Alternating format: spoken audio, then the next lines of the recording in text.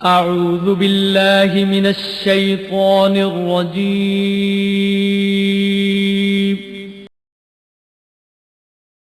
بسم الله الرحمن الرحيم.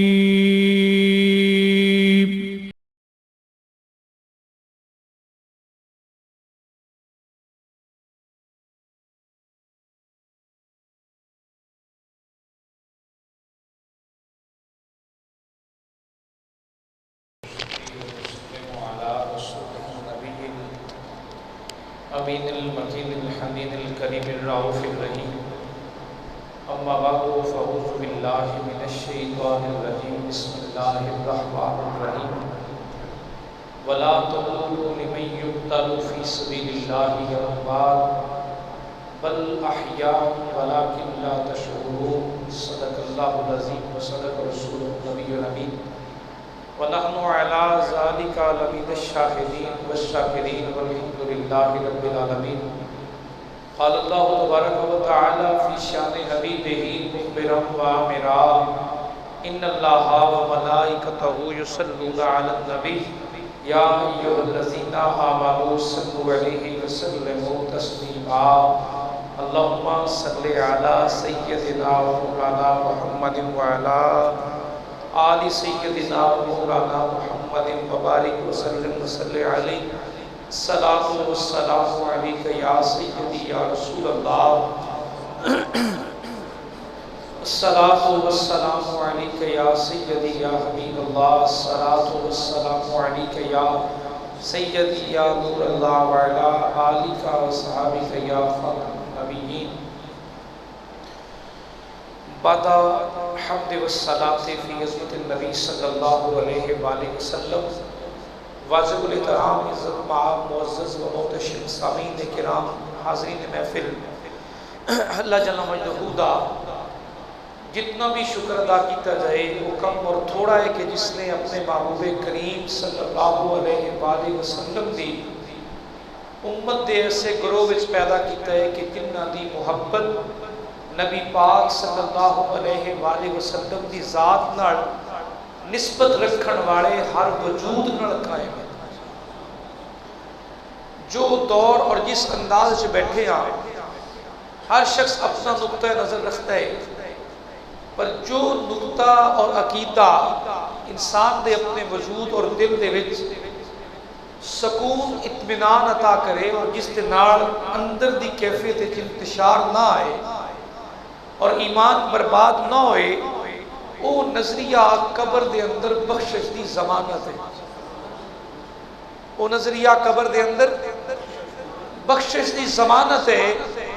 اگر انسان اپنے دل نو انتشار، شکوک و شبہات اور پریشانیاں دے اندر مبتلا کر کے قرآن تے بھی بے اعتبارہ ہو جائے، نبی پاک صلی اللہ علیہ وسلم دی ذات تے بھی شک کرے، صحابہ کرام دی عظمت دے بارے بھی مشکوک ہو جائے اور اہل بیت اطہار دی ذات تے بھی تشویش کرے، تو اپنے دلوں سوچ کے دسیا جے انہیں پھر یقین کیتا کندے دے.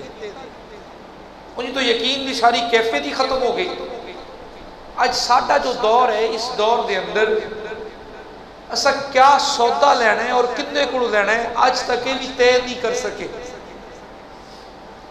چند دن گزرن گے، آپ 5-7 دن دے اندر اندر مسخرے فنکار، اداکار، گھٹیا نیچر دے لوگ جنہ پورا سال بے حیائی دی تعلیم دیتی اور رقص اور ڈانس ایون کے مسجداں بھی محروم نہیں رہیاں انہاں دی بے حیائی نال، وہ کالے لباس پہن کے ٹی ویاں تے بیٹھ کے وہ دین پڑھاون گے.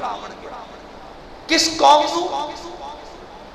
کو پتہ ہے کہ اگر میں جوڑے خریدنے میں جتی لینی ہے تو گوشت والی دکان تو نہیں لینی، میں شو مارکیٹ جا کے اچھی شاپ تو خریداں گا. کپڑا خریدنا ہوئے گا تو کسائی کول نہیں جائے گا، کپڑے والے کول جائے گا. اتنا شعور ہے. پر جس ویلے اپنے عقیدے، اپنے ایمان اور اپنے علم دی واری آوے گی نا، اس ویلے اے نہیں دیکھے گا کہ میں نظریہ لے کتنے کل رہا اور میرا نظریہ حقیقت وچ میری بربادی دا سبب بن کی میرے ہیں. بیٹھ کے بڑے آرام سے کہہ رہے ہوں گے صحابہ کرام نے اہل بیت سے ساتھ بڑی زیادتیاں کی، وہ دوسرا کہے گا اہل بیت اطہار، دوسرا طبقہ وہ بھی آ جائے گا، وہ کہے گا اہل بیت اطہار تو تخت کے طلبگار تھے، وہ تو تخت کی جنگ تھی، کوئی کہے گا شہزادوں کی جنگ تھی۔ یہی قصے کہانیاں پورے 10 دن چلیں گے، انہیں کوئی مطلب نہیں ہے حسین پاک کا نظریہ کیا تھا، انہیں کوئی غرض نہیں ہے کہ ہم کس ہستی کے بارے میں کیا کہہ رہے ہیں۔ یہ پرسوں کے چوتھ ایک بدبخت نے اسلام آباد میں جرأت کی ہے سیدنا ابوبکر صدیق رضی اللہ تعالی عنہ کی عظمت پر بات کرنے کی اور گستاخی اور بے ادبی کرنے کی۔ ان کے تو چہرے روشن ہو رہے ہیں، لیکن ایک بات ہے، تمہاری نسلوں کا اندازہ تمہارے لہجوں سے ہو جاتا ہے، کہ تم کس کی اولادیں ہو تمہیں پتہ، تمہارا پتہ چل جاتا ہے۔ یہ تمہارے اندر کا گن جب باہر آتا ہے تو پتہ چل جاتا ہے تم کس قوم کی اور کس نسل کی پیداوار ہو اور تمہارے پیچھے کھڑا ہوا کون ہے۔ یہ سارے اندازے نظر آ جاتے ہیں، نسلیں ستھری ہو کر سامنے آتی ہیں جب ان ہستیوں پاک کا ذکر کرنے والے لوگ سامنے موجود ہوں، پتہ چل جاتا ہے کون کس کیٹیگری سے دنیا میں آیا ہے اور کس کیٹیگری سے دنیا میں رہ رہا ہے۔ اب بھاگنے کی جرأت کر رہا، بڑے تعجب والی بات۔ ایک سوال کا جواب اپنے دل سے دیجئے گا، میری بات زیادہ اچھی ہوگی یا میرے محبوب کریم صلی اللہ علیہ وآلہ وسلم کا بیان جو آپ نے ان ہستیوں کے بارے میں خود فرمایا ہو؟ عقیدہ طے کرنا ہے نا تو آج کے دور کو مد نظر رکھ کے نہیں کرنا، کسی ملا کے پیچھے لگ کے نہیں کرنا، اپنے نظریات دروازہ رسالت پہ پیش کیجئے، اگر وہاں سے ٹھکرائے جائیں تو نظریات سے توبہ کریے، اگر وہ نظریات بارگاہ مصطفی میں قبول ہو جائیں تو پھر ساری زندگی پیرا دیجئے، شکوک و شبہات کی زندگی سے نکل آئیے۔ رہی بات ان کی عظمت کی، وہ کل بھی تبندہ تھے، وہ آج بھی تبندہ ہیں، وہ آنے والی صدیوں میں بھی روشن اور تبندہ رہیں گے۔ سیاہ چہرے تو ان کے ہوں گے جن کے مزاجوں میں شکوک و شبہات کی برائیاں جنم لے رہی ہیں، جن کے اندر وہم و گمان اپنے ہی خیالات پنپ رہے ہیں۔ تاجدار کائنات صلی اللہ علیہ وآلہ وسلم کے عاشقوں سنو، تاجدار کائنات صلی اللہ علیہ وسلم نے فرمایا ان الحسن والحسین سیدا شباب اہل الجنہ، وہ جنت کے جوانوں کے سردار میرا بیٹا حسن اور میرے بیٹے حسین سلام اللہ علیہ ہیں۔ یہ کس نے کہا ہے؟ اور میرے بھائی صرف جنتی نہیں کہا، جنت کے جوانوں کے سردار کہا ہے۔ اور کس نے کہا ہے؟ میرے محبوب کریم صلی اللہ، تھوڑا اونچی بولیے نا، ان کے بارے میں میرے آقا نے کہا۔ ایک سوال کرنے کو دل کرتا ہے، جنہیں یہاں رہ کر دنیا جہان کی زندگی کا بھی پتہ ہو اور آخرت کی بھی زندگی کا سارا پتہ ہو، وہ آخرت کی سرداری جو جنت کی مل چکی ہے، اس سرداری پر وہ دنیا کے تخت کے طلبگار ہوتے۔ اگر یہی مسئلہ میں بلخ لے کے جاؤں نا تو حضرت ابراہیم حل کرتے نظر آتے ہیں۔ حضرت ابراہیم بلخی رحمت اللہ علیہ، آپ ایک رات 1.25 من پھولوں کی سیج پہ سونے کے لیے آئے اور کیا لیٹ کر سنتے ہیں کہ چھت پر کوئی بھاگ رہا ہے، دوڑ رہا ہے۔ آپ نے جا کر پوچھا کون ہے؟ آواز لگائی تو آواز آئی، میں اپنا اونٹ ڈھونڈنے آیا ہوں۔ آپ نے فرمایا محلوں کی چھتوں پر اونٹ نہیں ملتا۔ اس نے کہا کہ اگر محلوں کی چھتوں پر اونٹ نہیں ملتا نا تو 1.25 من پھولوں کے نرم و گداز بستر پر بھی خدا کی ملاقات نہیں ہوتی ہے۔ یہ بات دل پر چھوڑ کر گئی، صبح اٹھے تخت چھوڑا، اپنے وزیر کے حوالے کیا۔ یہ میں نے ہوس دیکھی اور ہرس دیکھی ہے تو بادشاہوں اور وزیروں میں دیکھی ہے۔ ایک ملک کے مالک بنیں گے تو کہیں گے دوسرا بھی آ جائے، دوسرے کے مالک بنیں گے تو کہیں گے تیسرا بھی آ جائے۔ وزیر بھی یہی کرتے ہیں کہ ایک ڈپارٹمنٹ کا قلمدان ملا ہے تو دوسری وزارت بھی مل جائے، اس کا قلمدان بھی میرے پاس ہو۔ اپنے طاقت اور غرور بڑھانے کے لیے دنیا کے طلبگار ایسا کرتے ہیں۔ اور سیدنا امام حسن اور امام حسین کی ذات کے ساتھ ایسی بات منسوب کرنا، اللہ پاک کی عزت کی قسم اٹھا کر کہہ رہا ہوں، اپنی منافقت کو بیان کرنا ہے، ایسی بات کو ظاہر کرنا۔ اب سنیے ذرا، وہ بلخ کا شہزادہ تخت چھوڑتے ہیں، ایک تسبیح لیتے ہیں، گودری لیتے ہیں اور نماز پڑھنے کے لیے کپڑا لے جا کر نہر کے کنارے بیٹھ جاتے ہیں۔ وزیر کہتا ہے عجیب بادشاہ ہے، اتنی بڑی سلطنت چھوڑ کر جا رہا، چند دن گزرے اپنے لشکر کے ساتھ، وہ وزیر گزرا نا، تو اس نے کہا پوچھتا چلوں تجھے اس زندگی نے کیا دیا ہے؟ تو بلخ کا جو شہزادہ بادشاہ تھا وہ اب گودڑی سی رہا تھا اپنے ہاتھوں سے، اس نے کہا کہ تجھے اس زندگی میں کیا ملا؟ تو جواب میں اس نے کہا وہ تخت چھوڑ کر آیا ہوں نا، جو یہاں عزت اور عظمت ملی ہے وہ وہاں کبھی نصیب بھی نہیں ہو سکتی تھی۔ وہ وزیر کہتا ہے کیا عزت ملی ہے تمہیں؟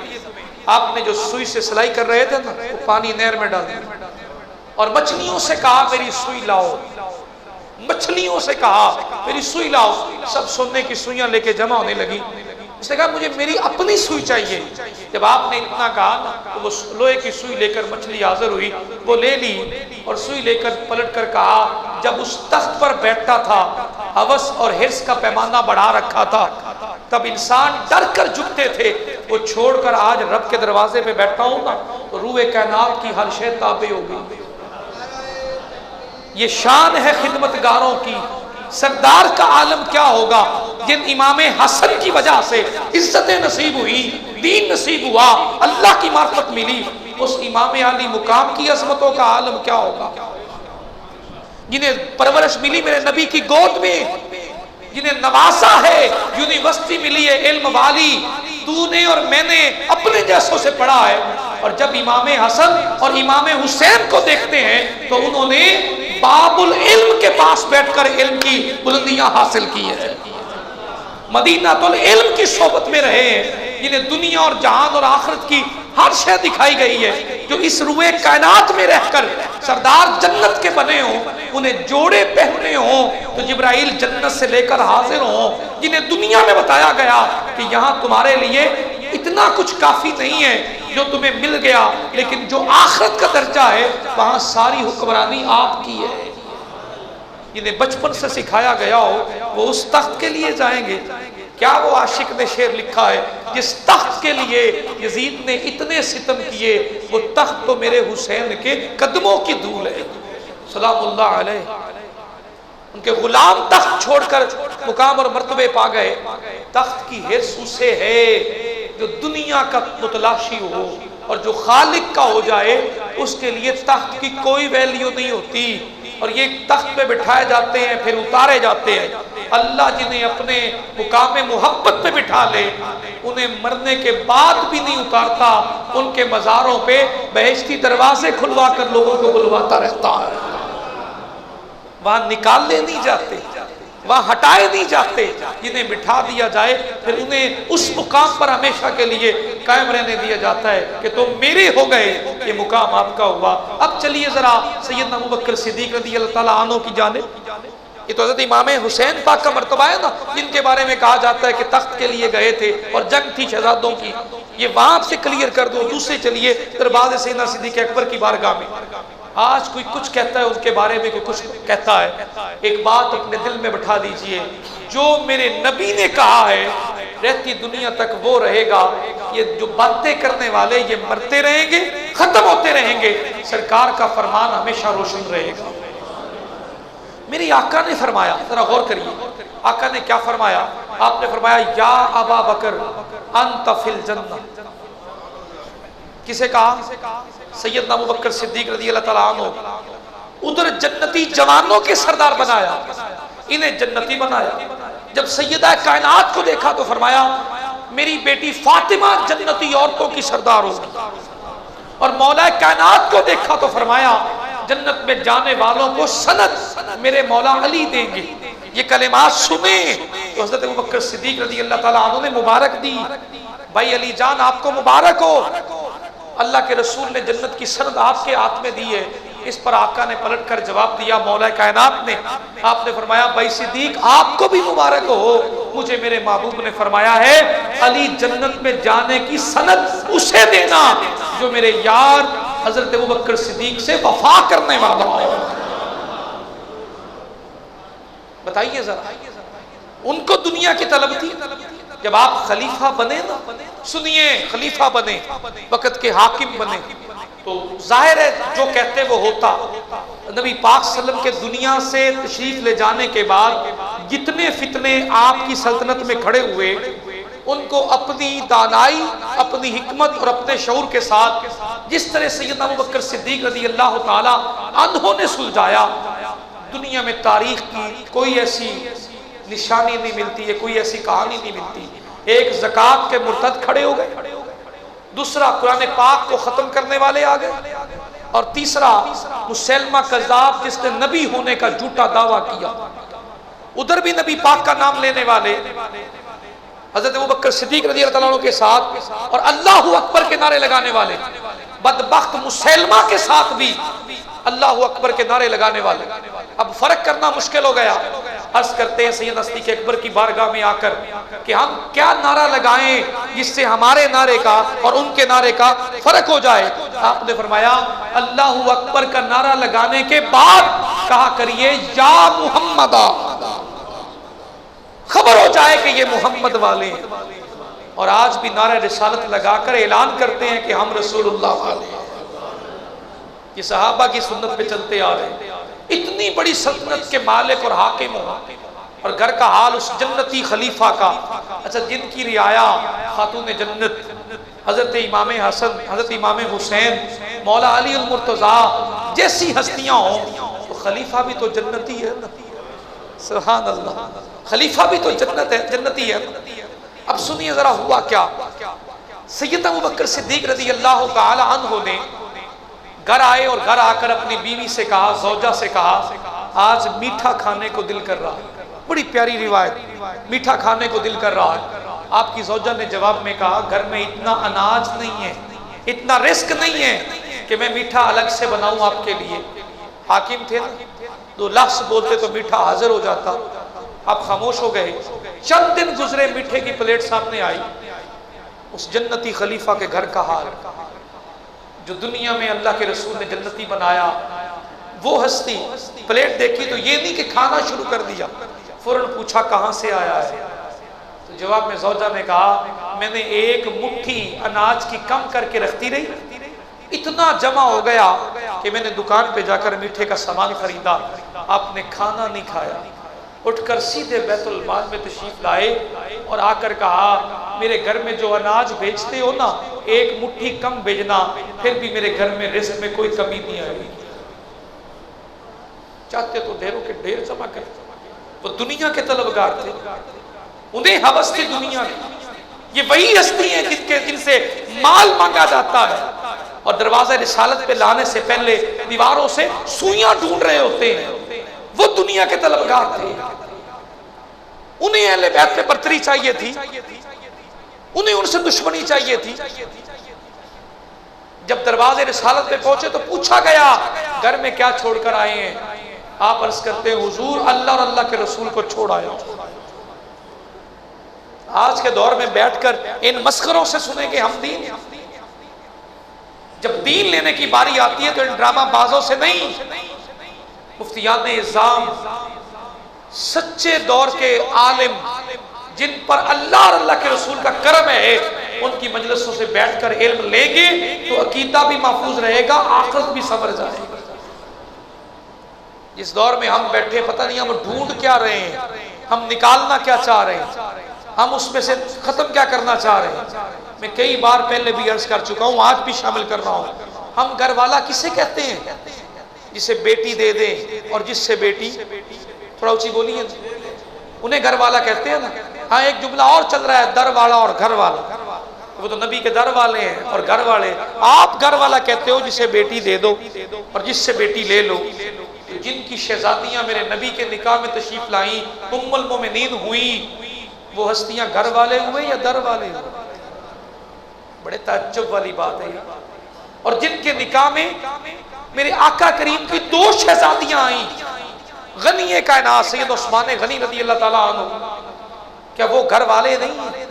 مولا کائنات جن کے نکاح میں سیدہ فاطمہ آئیں اور میرے نبی نے اہل بیت میں شامل فرمایا، یہ بھی گھر والے ہیں۔ جب اس مقام پر جا کر دیکھتے ہیں تو ایک نظام قائم نظر آتا ہے، اور وہ نظام کیا قائم نظر آتا ہے کہ دونوں ہستیوں کا وجود نبی پاک صلی اللہ علیہ وسلم کی ذات اقدس کا اظہار ہے۔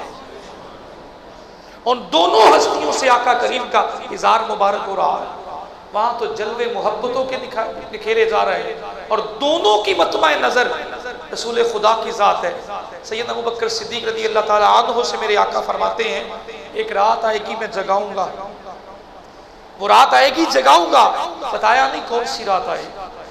جب آپ اٹھ کر دروازے پہ پہنچتے ہیں، دستک نہیں ہوتی ابھی دروازے پر، لیکن آقا سیدنا صدیق اکبر رضی اللہ تعالیٰ عنہ پہلے کھول دیتے ہیں اور پوچھتے ہیں آپ کو خبر کیسے ہوئی؟ میرے قریب پوچھتے ہیں صلی اللہ علیہ وسلم آپ کو خبر کیسے ہوئی؟ تو جواب میں عرض کرتے ہیں جب سے آپ نے کہا ہے ایک رات آئے گی میں جگاؤں گا، اس لمحے سے لے کر آج تک ہر رات یوں ہی گزاری ہے کہ رسول خدا آنے والے ہیں۔ یہ تو ایک طرف رہا، جب رات کا سفر شروع ہوتا ہے نا تنہائیوں کا، تو غار سور کی جانب جانا ہوتا ہے، اور جبل سور پہ پہنچتے ہیں تو وہاں آقا سے آپ پوچھتے ہیں یا رسول اللہ صلی اللہ علیہ وآلہ وسلم سواری کرنے کے لیے سواری نہیں ہے، گھوڑا موجود نہیں ہے، خچر موجود نہیں ہے، اگر پسند کریں اس غلام کے کندھے حاضر ہیں۔ اور کوئی اگر حاجی حج کر کے آیا ہے اور جبل سور کی زیارتیں کر کے آیا ہے تو میں اس سے پوچھنا چاہتا ہوں وہاں جوان آدمی کتنی مرتبہ رک کر سانس نکال کر وہ غار سور تک پہنچتا ہے، کتنی اونچائی اور چڑھائی ہے، ذرا تصور علم میں ایمان میں لائیے ذرا کہ ہاتھی کامل کاندھوں پر ہیں اور سیدنا ابوبکر صدیق اٹھا کر لے جا رہے ہیں، کیسا نظارہ ہوگا؟ عاشقوں نے پوچھا حضور آپ نبی رحمت صلی اللہ علیہ وسلم کو لے کر کیسے گئے؟ تو جواب آیا ایک ایمان کندھوں پہ تھا، ایک ایمان دل میں تھا، ایسے چلا گیا پتہ ہی نہیں چلا منزل کیسے قریب آ گئی۔ اتنی محبتوں کے پیکروں جنہیں میرے آقا کریم فرمائے ایک دن آپ تشریف نہیں لائے، کام میں مصروف رہے، آقا کریم نے 3 مرتبہ پوچھا کہ سیدنا صدیق اکبر کدھر ہیں؟ آپ نے 3 مرتبہ پوچھا کدھر ہیں؟ تو جواب دینے والوں نے کچھ نہ کہا، حضور کام کے لیے گئے، پیغام بھجوایا جائیے بلا کے لائے۔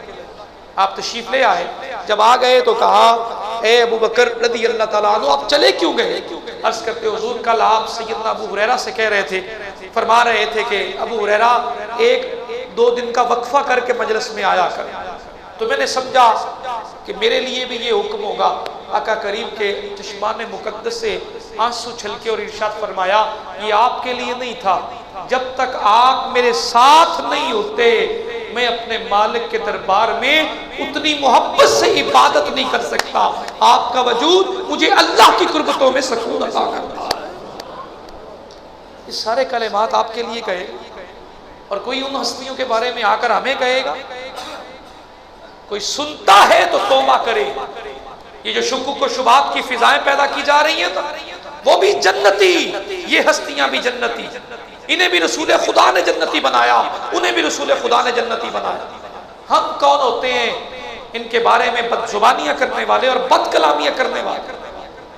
ہماری اوقات کیا ہے، ہماری اتھینٹسٹی کیا ہے، ہماری ویلیو کیا ہے؟ ان پر درود نہ پڑھیں، ہماری نماز کامل نہیں ہے، ان کو سلام پیش نہ کریں، ہماری عبادت عروج نہیں پاتی ہے، اور ان کے راستے پر نہ چلیں، ہمیں دین سمجھ نہیں آتا ہے، ہم کرنے کیا ہے؟ غیرت ایمانی کا مظاہرہ کیجیے۔ ان دنوں میں اگر کوئی اس قسم کی مجلس سنتا ہے اور فضول لوگوں کے پاس بیٹھتا ہے تو اٹھ جائے، جو میرے نبی کے غلاموں کا نہیں ہے اس سے ہمارا کوئی تعلق نہیں ہے۔ کبھی میں نے اس طرح کی بات نہیں کی لیکن آج میں کر رہا ہوں، اور ذہن نشین کیجئے، ضرورت ہے اس امر کی۔ اپنی اولاد کو خود عقیدے سکھائیے، جن عقیدوں پر آپ چل رہے ہیں۔ اگر ہو سکے تو موت کی کبھی بھی گھڑی آ سکتی ہے، ایک نصیحت پہ عمل کریں، اپنے عقیدے کا چارٹ بنا لیں، ایک لسٹ بنا لیں، کمپوز کروا لیں، اوپر اپنا نام لکھیں، نیچے اپنے سائن کریں، اور اپنی اولاد میں سے جسے وارث چننا ہو اسے بلا کر کہیں بیٹا جب میرا چیلم ہونا تو چیلم پر کھڑے ہو کر میرے قبیلے میں میرا یہ عقیدہ پڑھ کر سنا دینا کہ مرنے والا صحابہ کا بھی غلام گیا ہے، اہل بیت کا بھی غلام گیا ہے، تاکہ یہ وسوسے ہی ختم ہو جائیں۔ جو مرضی کہتا رہے، بعد میں آنے والی اولاد کو بھی پتا ہو کہ دادا اس عقیدے پر چلتا تھا، بابا اس عقیدے پر دنیا سے گیا ہے، اور میرے بھائی اسی کی خیرات ہی تو وہاں لے کر جانی ہے۔ یہ جو حدیث میں سنا رہا ہوں کیا صحابہ کرام نے نہیں سنی ہوگی؟ من مات علی حب آل محمد مات شہید، جو میری آل محمد سے محبت کرتے ہوئے دنیا سے جائے گا وہ شہیدوں کی صف میں اٹھے گا۔ یہ بیان صحابہ کرام نے نہیں سنا ہوگا؟ من مات علی بغض آل محمد مات کافرا، جو مرضی کرتا پھرے میری نسل سے بے وفائی کرے گا، بغض رکھے گا، دشمنی کرے گا، وہ کافروں کی صف میں اٹھے گا۔ یہ میرے جیسا نکمہ سنائے، اور جن ہستیوں کے پاکیزہ ترین ماحول میں جب فرمان مقدس نکلے ہوں گے تب سننے والوں کی زبان سے کیا کلمے ادا ہوں گے۔ ان کی تو محبتوں کے گوہر ان کے قدموں میں نچھاور ہوئے، ہمیشہ اہل بیت اطہار سے وفا کے پیکر۔ اور جس سرزمین کی طرف کربلا میں تشریف لائے، اگر کسی کے ذہن میں یہاں پہ بھی خیال آ جائے 15ویں صدی میں بیٹھے ہیں آج تک یہ جھگڑا ختم نہیں ہوا، تو بات سیدھی سی ہے، ہمیشہ امام حسین کے نظریے کو فتح ہے، ہمیشہ امام حسین پاک کے نظریے کو فتح ہے۔ کوئی جو مرضی سوچے، جس بھی مرضی اور مقام پہ آئے، لوگ کہیں گے کہ وہ تو وہاں شہید ہو گئے تھے، لیکن ایک بات بتا دوں، آج ہر گھر میں ان کے نام کے چرچے ہیں۔ کوئی غلام حسین ہے، کوئی محمد حسین ہے، کوئی حسنین ہے، کوئی حسن ہے، کوئی احمد حسن ہے۔ یہ سارے نام کہاں سے پلٹ کر آئے ہیں؟ وہ نظریہ زندہ ہے، حشر تک زندہ رہے گا۔ کوئی کیا بکواس کرتا ہے، لہجوں میں سختی لا کر کوئی کیا کہتا ہے؟ وہ دونوں ہستیاں جنتی ہیں، اپنا عقیدہ صاف کیجئے، دونوں کو میرے نبی نے جنتی کہا ہے۔ کسی ملا کسی ذاکر کے پیچھے لگنے والے نہیں، ہمیں ہمارے محبوب نے کہا ہے کہ وہ بھی سرکار دو عالم صلی اللہ علیہ وسلم نے جنتی جوانوں کے سردار، وہ سرکار دو عالم صلی اللہ علیہ وسلم کے جنتی یار، جنہیں دیکھ کر انہیں سرور ملتا تھا، آج ان کے عاشق بھی انہیں ذکر کر کے سرور حاصل کرتے ہیں۔ اور جب کربلا میں یہ قافلہ پہنچا نا تو حسنین کریمین سے آرزو کرتے ہیں، حضرت امام حسین پاک سے آرزو کرتے ہیں اور پوچھتے ہیں کہ یہاں کیا کریں گے؟ کوئی کہتا ہے بابا جان کیا کریں گے، کوئی پوچھتا ہے بھائی جان یہاں کیا کریں گے، کوئی کہتا ہے سرداران جنت یہاں کیا کریں گے؟ تو جواب ایک ہی ملتا ہے، جو مدینے میں کیا کرتے تھے وہی کریں گے نا، جو مدینے میں کیا کرتے تھے وہی کریں گے نا۔ اچھا ٹھیک ہو گیا، چلے ٹھیک ہے، کیا کریں گے؟ قرآن کی تلاوتیں کریں گے اور سجدے کریں گے۔ کیا کریں گے؟ اور یہ دونوں باتیں ہم میں ختم ہوتی جا رہی ہیں۔ کربلا کی دھرتی کا میسج کنوے کر رہا ہوں، وہاں قرآن اور سجدہ، قرآن سے شروع ہوا، سجدے پہ اختتام ہوا۔ یہ نظریہ ہے سیدنا امام حسین پاک، وہ حسینی ہو ہی نہیں سکتا جو قرآن کی تلاوت سے دور ہو اور نماز سے آری ہو، جس کو نماز کی لگن ہی نہ ہو۔ وہ شخص جو کچھ مرضی کرے وہ سیدنا امام حسین کی صف میں نہیں ہو سکتا، جس کی نمازیں کہے کہ کوئی ضرورت ہی نہیں، اور قرآن پاک کی تلاوت کو ویلیو ہی نہ دے، عزت ہی نہ دے، اور الجھنوں میں ہمیشہ ہمیشہ رہے، اور راتوں رات امیر ہونے کے خواب دیکھے کہ بس مال جمع ہو جائے، چاہے جس بھی نظریے سے آئے، مجھے کوئی غرض نہیں ہے کس نظریے سے آئے، بس مال جمع ہونا چاہیے، نہ حلال کو دیکھے نہ حرام کو دیکھے، کہ میرے لیے بس مال جمع ہو جائے، جھوٹ بولے، دغا کرے، دجل کرے، اور ساتھ کہے کہ میں امام حسین کا ماننے والا ہوں۔ وہ جس فریب کے خلاف کھڑے ہوئے، وہ نظریہ اتنا سٹرونگ ہے کہ ان کی خوشبوئیں رہتی دنیا تک آتی رہیں گی۔ سیدنا علی اکبر تشریف لائے، جب آپ کے جتنے بھی یاران تھے نا، انہوں نے کہا کہ آپ جنگ میں نہیں جائیں گے، پہلے ہم جائیں گے، شہید ہوتے رہے۔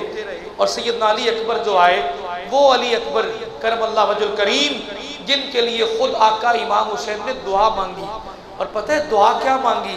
اے اللہ، میرے گھر جو اولاد ہونے والی ہے نا، مجھے وارث عطا کرنا، اور ایسا وارث عطا کرنا جنہیں میں دیکھوں تو مجھے رسول خدا کی زیارت ہو جائے، جن کو میں دیکھوں میرا دل اداس ہے کہ میں اپنے محبوب کے جلوے دیکھوں۔ قربان جاؤں، اس دعا کو اجابت نے گلے سے لگایا۔ جب یہ دعا نکلی تو بارگاہ خدا بندی میں قبول ہوئی، اللہ نے شہزادہ عطا فرمایا، نام علی اکبر رکھا، بے عین ہی شبیہ مصطفیٰ بن کر دنیا میں تشریف لائے۔ صفات میں بھی رسول خدا کی شبیہ، علم میں بھی رسول خدا کی شبیہ، کیفیات میں بھی رسول خدا کی شبیہ، لہجے میں بھی پورے کا پورا وجود میں تو علی اکبر پیدا ہوئے، اور تاجدار کائنات صلی اللہ علیہ وسلم کی پوری شباہت لے کر آئے۔ بڑے دلیر بہادر. جب یہ ہستیاں ذرا ایک تصور خیال میں ذرا لائیے، جب یہ تین ہستیاں حضرت علی اکبر، حضرت علی اصغر اور حضرت قاسم ابن حسن سلام اللہ علیہم، جب یہ ہستیاں گلیوں میں، مدینہ کی گلیوں میں چلتی ہوں گی، آج ایک سید زادہ گلی میں داخل ہو جائے نا تو ہم ہاتھ باندھ کر کھڑے ہوتے ہیں کہ ہمارے نبی پاک کی نسل میں سے آ رہے ہیں. اور جب مدینے کی گلیاں ہوں اور مدینے والے کی خوبصورت ترین اولادیں ان گلیوں میں قدم رکھ کر چلتی ہوں، جب یہ شہزادے چلتے تو لکھنے والوں نے لکھا ہے یوں لگتا آسمان کائنات سے ستارے اور سورج اپنا نور لے کر مدینے کی گلیوں کو آباد کر رہے ہیں. دیکھ کر لوگ سلام پیش کرتے، گلے ملتے اور ملاتے. جب سیدنا علی اکبر آئے نا، کہا بابا اب اجازت دیجئے، میں نے بھی اس راہ پر جانا ہے. سیدنا امام حسین نے خود اپنے ہاتھوں سے دستار آپ کے سر اقدس پر رکھی اور کہا بیٹا ہمیشہ ایک بات اصول قائم رکھنا، پشت کر کے نہ آنا، غیرت ایمانی کا مظاہرہ کرنا اور ہمیشہ ثابت قدم رہنا. آپ نے قدموں کو بوسہ دیا، ہاتھ چومے اور رخصت ہوئے، جا کر لڑے. مقابلے میں دلیر ترین لوگ کھڑے ہوئے تھے، سب کو واصل جہنم سینکڑوں میں کیا، بڑی بہادری کے گوہر نچھاور کیے. جب گرد و غبار اڑانا تو میرے مولا امام حسین اپنی آنکھوں سے نظارہ دیکھ رہے ہیں.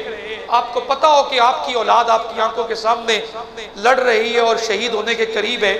خود سوچئے ذرا اس لمحے امام حسین پاک کے انداز ایمان میں، وجود ایمان میں، وجود اطہر میں جو کیفیات بدل رہی ہوں گی یا آ رہی ہوں گی وہ کیسی ہوں گی.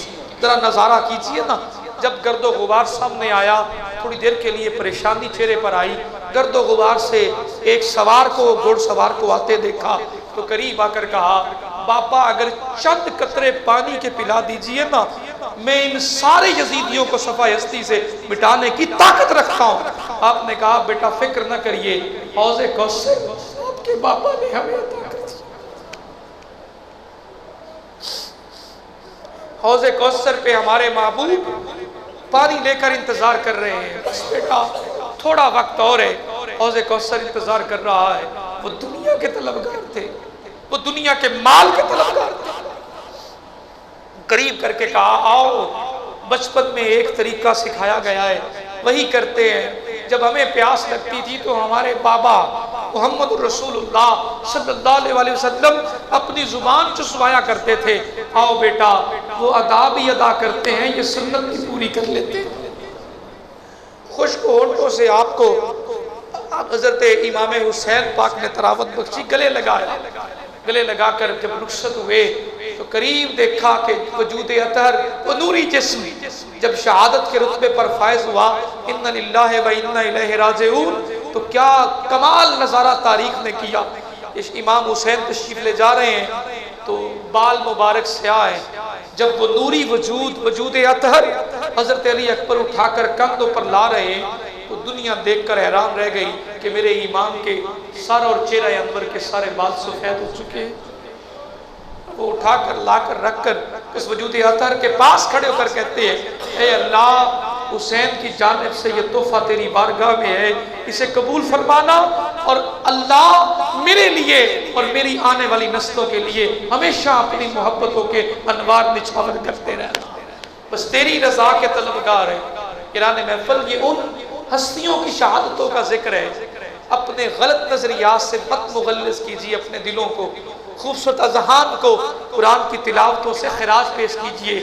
آنکھوں سے آنسو پیش کر کے اپنے گوہر ان کی بارگاہ میں نچھاور کیجئے. محبتوں کو خراج پیش کیجئے. اللہ اور اس کے رسول کی بارگاہ میں اہل بیت اطہار کی وفاؤں کا وہ خوبصورت ترین ہدیہ لے کر پیش ہوں گے نا. جب قبر میں پہنچیں گے لوگ اپنے اپنے نظریے پہ کھڑے ہوں گے، لیکن جب کوئی محبان آل رسول، عاشقان آل رسول مزار میں رکھ کر آئیں گے نا تو اس کی محبتوں کی خوشبو وہ ہمارے لیے مزار کے اندر رونق والی ہو جائے گی. خوشبوئیں آ رہی ہوں گی، وہاں معطر ہو رہا ہوگا وجود، جس کی برکتوں سے وہ قبر کی گھڑیاں بھی آسان ہوں گی اور اجل کے دن بھی آسان ہوں گے.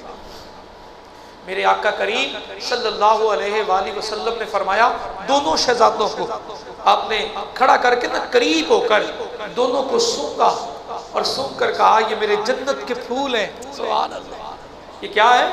جنت کے پھول ہیں. اور فرمایا کہ منافق سینہ میرے علی سے محبت نہیں کرے گا اور مومن سینہ کبھی میرے علی سے دور نہیں ہوگا. سلام اللہ علیہ. سارے فرامین میرے آقا نے بیان فرمایا. یہ نظریات سارے انہوں نے دیے. ان دنوں میں ان کا ذکر کرنا، تلاوت کرنا، ان کے لیے خیرات کرنا، نفل پڑھنا، جو وظائف کر سکتے ہیں وہ کرنا. اور آخر میں اتنا کہہ کے ختم کروں گا اور آخر میں دعا کر کے اٹھنا، یا اللہ موت جب بھی آئے میرے اندر کا حال تیری ذات بہتر جانتی ہے، موت جب بھی آئے خاتمہ خیر پر کرنا اور غلامان حسین میں قیامت کے دن کھڑا کرنا. تو یہ دعا ہی کافی ہے، قبول ہو گئی تو دنیا بھی سنور جائے گی، آخرت بھی سنور جائے گی. آج کراچی والوں کے لیے دعا کرنی ہے. حالیہ بارشوں کا سلسلہ اتنا شروع ہوا کہ وہاں ان کے گھروں، ان کی گلیوں، ان کے محلوں میں سیلاب کی کیفیت ہے. جب یہ رحمت اس کی بارگاہ سے بڑھتی ہے تو انسان کے لیے زحمت بن جاتی ہے. تو اس خطبے کے اینڈ پہ میں نے یہ آپ سے ریکویسٹ کرنی ہے کہ دل سے دعا کیجئے گا اللہ مخلوق کائنات کو سکون نصیب فرمائے. اب اگر کوئی ہماری کوتاہیاں، گستاخیوں اور بے ادبیوں سے یہ عذاب آ رہے ہیں تو اللہ کریم ہمیں معاف فرمائے. وآخر دعوانا الحمدللہ رب العالمین. سنت ادا فرمائے.